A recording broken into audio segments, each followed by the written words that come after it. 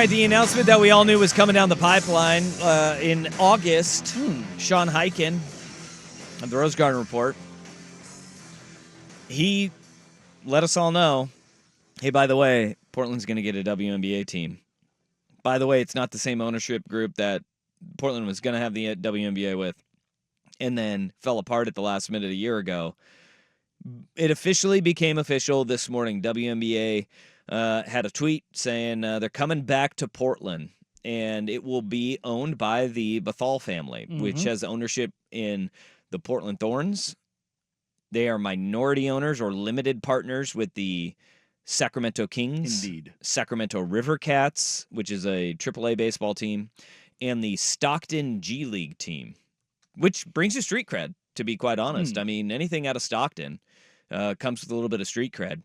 They are very well funded. I was reading up on them. Holy smokes. You want to talk about a portfolio. They are diversified. So Raj Bethal started Raj Swim, a swimwear business in the 60s. His grandkids now own the business, which includes Raj Sports, commercial real estate investment, and Raj Capital, which invests in businesses including Therabody and the oil and gas industry. Yikes. With 5 Point Energy. So they got money, man. They got big money. Yeah, they're worth a couple billy.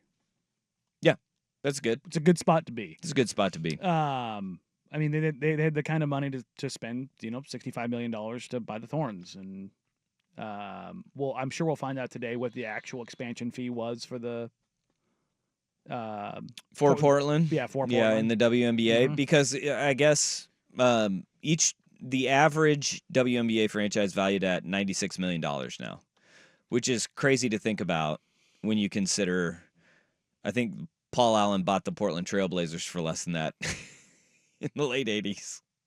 Oh, there we go. We did get it. It's $125 million that they paid. I'm sorry, no, that's for the Thorns. That included their practice facility. So I would imagine that this is probably going to be somewhere around 80. Okay. The expansion fee. All right. Which is Paul Allen bought the Blazers for $70 million in 1988. Yeah. It's now worth about $4 billion. Yikes. So, what's cool is the Bethal family owning both the Thorns and the WNBA team is that they're going to work in concert. Yeah. They're going to have a training facility that is built for women's sports. Yeah, for the Thorns and whatever this WNBA team is going to be named. Do we know? Not yet. Hopefully it's not the Royal. What were they going to call the first time around that they did this thing? The name that he wanted was dumb. Yeah. God, what was it? It was something royal. Yeah, it was royalty or something. There was a rumor going around that that's why it didn't happen. The reason it didn't happen with the last ownership group is because he was broke. Okay. That's what happened. He owns Zoom Care, and that coming out of COVID, their stock cratered, and they just didn't have the financial ability to run things the way that they needed to. Okay. Well, now I think we look at it and we say, obviously, the Portland Thorns are very well supported here in the city. It is one of the most well-supported women's sports franchises in the world. Yes, it is the most attended women's sports franchise in the world. In the world or in the United States? In the world. They tout that in their what do you call it, game notes. I believe it will be, the WNBA here in Portland will be just as well supported. Like, women's sports matter here. No, they do. And women's basketball culture in the state of Oregon is actually really, really good and deep-rooted, too. Yeah, whether it's in high school at Clackamas or at Westview or Oregon City, Mountainside, you've got at University of Oregon, you've got Sabrina. Oregon State's been really good, too. No, I'm saying everybody left, but Rook's a great coach. But if you're talking about like names that you recognize from the state of Oregon, you've got Sabrina Ionescu, you've got Satu Sabali, you've got Cam Brink from Mountainside High School, you've got Jazzy, who's the number 2 prospect in the entire country as a senior this year, was at Clackamas. Yeah.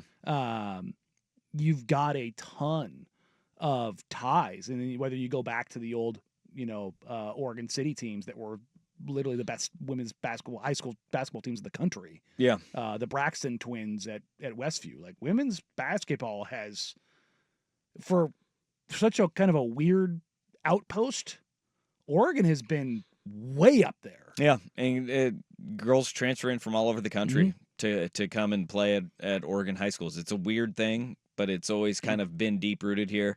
Obviously, WNBA was here for 3 seasons, folded in 2002 with the Portland Fire, but the WNBA is in such a different place now. Women's sports are in such a different place now. The WNBA broke even for the first time this year. They are going to play in Moda. They'll probably move over to Memorial Coliseum during some renovation periods. Which they will do during the summer. Yes. Starting next year. Yeah. But they won't start playing until 2026. Yeah. And here's the other thing about them starting in 2026. Free agents in 2026. You have Sabrina Ionescu, Asia Wilson, Nyara Sabally, Sabaly's sister that played at the University of Oregon. I was looking for Oregon State players that were going to be free agents at that time. Couldn't find any. And then Enrique Ugumbale, also going to be a free agent in 2026. So big names that will be free agents that summer. Usually they just stay with their teams, very similar to free agency in every other sport. But it'll be interesting to see what they do for the draft. Do they give them the number 1 draft pick that year? And I don't know because they're now going to be the third expansion franchise because you have San Francisco is also getting one. Toronto is getting a WNBA team. The fourth is still kind of an unknown. And then Portland, but San Francisco starts next year, and then Toronto and Portland will start in 2026. And so do they insert 2 draft picks and give them like picks 3 and 4? Do they give them 1 and 2? Do they give them compensatory draft picks as part of an expansion draft? Like, there's a lot of different things that are going to need to be worked out. So it's going to be interesting to see kind of how that works because that's also, you've got Juju Watkins coming out of USC, who is the next transformative player that'll be eligible for the draft that year. All right. So there's a lot of different things that could line up really, really, really well for a Portland WNBA franchise that kind of hit the ground running.